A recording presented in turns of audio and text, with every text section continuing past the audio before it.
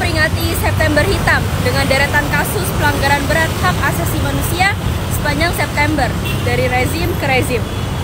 Hari ini saya mengikuti walking tour kontras bertajuk Jelajah, Jejak dari Masa Lalu dan Sejarah untuk menolak lupa merawat ingatan akan peristiwa Tanjung Priuk yang terjadi pada 1984 dan belum diusut tuntas hingga kini. Dalam kegiatan jelajah, kami menyusuri 3 titik destinasi yang menjadi saksi bisu terjadinya peristiwa Tanjung Priuk pada 12 September 1984. Dimulai dengan kumpul di kantor Kontras, peserta tur bersama berjalan menuju titik pertama, yaitu Polres Jakarta Utara. Di tempat inilah penembakan massal terhadap warga sipil terjadi. Masa aksi yang melakukan aksi protes untuk pembebasan 4 warga ditembaki dengan peluru tajam oleh tentara secara bertubi-tubi. Tapi sebelum nyampe di Kodim, sudah dihadang oleh tentara. Sekarang aku ditembakkan massa. Terus saya lari ke Kodim, ada banyak saksi.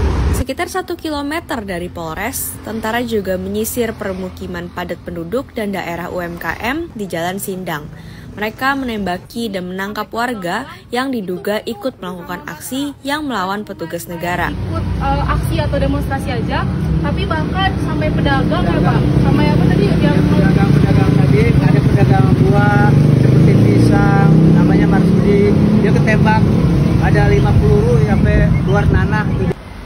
Awal mula terjadinya peristiwa Tanjung Priuk dapat ditarik ke titik lokasi kunjungan kami terakhir, yaitu Musala Asaadah di Gang 4 Koja yang berjarak sekitar 1,2 km dari titik sebelumnya.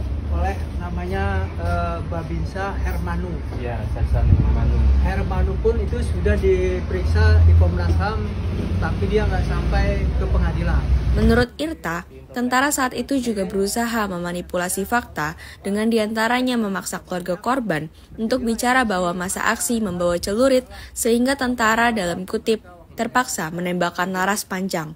Aparat juga mengimingi uang tutup mulut. Mengapa peristiwa Tanjung Priuk dianggap sebagai belum selesai dan perlu kita ingat?